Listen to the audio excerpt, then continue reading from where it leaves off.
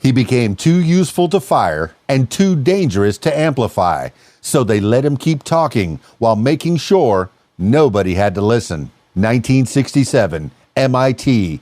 The Vietnam War was escalating. Noam Chomsky was already one of the most important linguists in the world. His work had revolutionized the entire field. Universities competed for academics with half his credentials. MIT's prestige benefited enormously from having him. The university expected gratitude, or at least discretion. They got neither. That year, Chomsky published an essay called The Responsibility of Intellectuals. It wasn't a polite critique of foreign policy. It was an indictment of the entire system. Academics, media, government, all working together to manufacture consent for a war killing Vietnamese civilians by the thousands. He didn't frame it as opinion. He framed it as documentation, as system analysis. The Cold War university system ran on defense funding and government contracts. Academics were encouraged to critique ideas, philosophy, theory, abstract concepts. That was safe, even encouraged. But critiquing the structures paying everyone's salary, that was different. Chomsky didn't just criticize American foreign policy while bombs were falling. He named the institutional machinery that made it possible. He exposed how universities, media, and intellectuals collaborated to justify violence. He documented the lies, published the evidence, used his academic authority to dismantle the legitimacy of the institutions protecting him. That made him radioactive. Most academics who opposed the war did it carefully. They framed criticism as loving dissent. We support American values. We just disagree with this particular policy. They maintained respectability. They stayed inside acceptable bounds. Chomsky rejected those bounds completely. He said the problem wasn't one bad policy, it was the system itself. American foreign policy wasn't making mistakes. It was working exactly as designed to maintain imperial power through violence. And intellectuals weren't accidentally complicit. They were actively enabling it. MIT had a problem.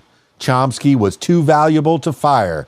His linguistic work was world class. Firing him would prove his point about institutional suppression of dissent. It would make him a martyr. So they did something more sophisticated. They contained him. They didn't silence him. They isolated him.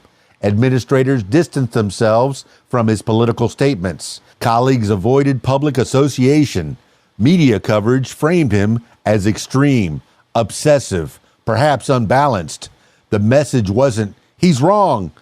It was, he's excessive, because excessive can be dismissed without being disproven. This is how power handles dangerous critics. You don't silence them. That creates martyrs and proves their point. You keep them visible, but marginalized. You let them talk while ensuring their talk doesn't threaten anything. For decades, Chomsky continued publishing meticulously documented books about U.S. foreign policy, media complicity, institutional cowardice. He spoke at colleges and community centers. He gave interviews. He never moderated his message. But the institutional amplification dried up. Major media outlets quoted him less. Academic conferences invited him to linguistics panels, but not political ones. His political work was treated as a personal quirk. Brilliant linguist, a bit obsessive about politics. You know how it is. The effect was brilliant. Chomsky remained employed, visible, and productive, but his critique was successfully contained.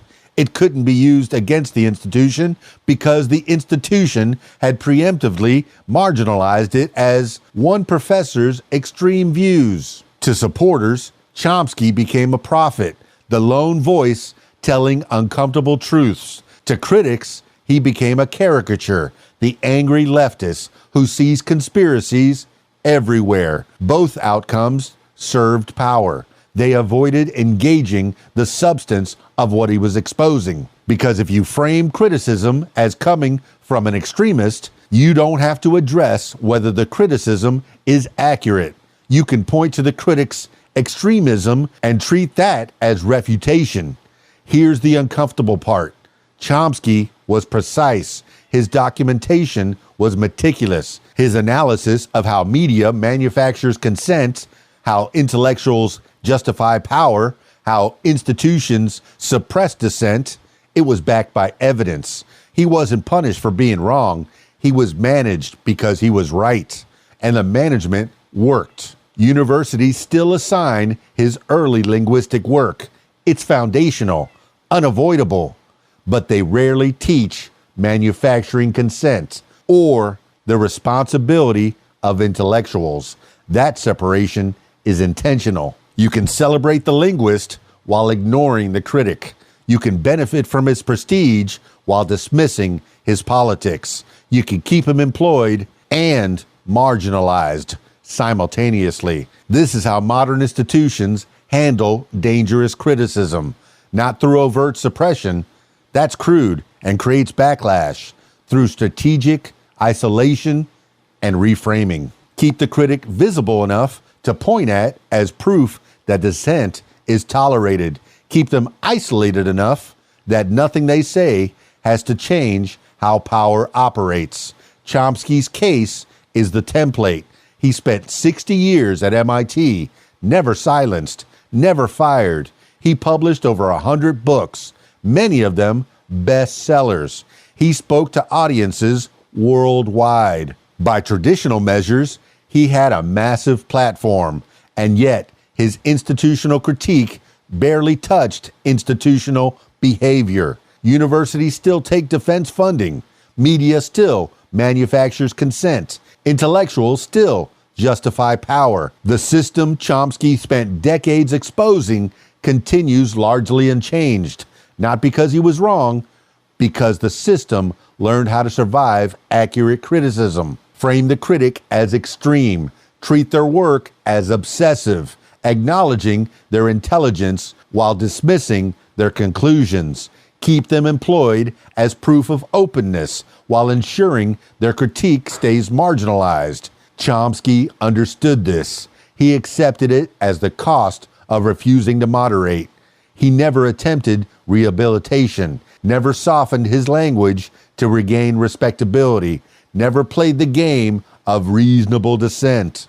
That refusal is why his critique stayed sharp, but it's also why it stayed contained. The question isn't whether Chomsky was right. The documentation is available. Anyone can read it. The question is why his critique, so carefully documented, so precisely argued, never threatened the institutions he was criticizing. The answer is that modern power doesn't need to silence its critics. It just needs to make sure that being right doesn't equal being effective. Chomsky remained indispensable. His linguistics work continued bringing prestige to MIT, but his political analysis was successfully ring-fenced as eccentricity. He became proof that the system tolerates criticism while demonstrating that toleration doesn't require change. That's more sophisticated than censorship and more effective, because when a dangerous critic stays employed and marginalized, the institution gets two benefits. They can point to their openness while ensuring nothing the critic says has to matter. Noam Chomsky spent 6 decades documenting how power manufactures consent, how media serves institutions, how intellectuals justify violence. He was never fired, never officially silenced, never successfully refuted, and the institutions he criticized continued operating exactly as he described. That's not despite his criticism. That's because the system learned how to absorb it. Modern institutions don't silence their most dangerous critics. They keep them visible enough to point at and isolated enough that nothing they say has to change how power operates. Chomsky proved that speaking truth to power isn't dangerous to power, as long as power controls how that truth is heard. He became too useful to fire and too dangerous to amplify. So they let him keep talking while making sure nobody had to listen. And 60 years later, he's still at MIT, still publishing, still speaking, still right, still contained. Stick around for more. KeysDAN, RadioWhat.com, DJLittleRock.com. Peace. I'm out of here.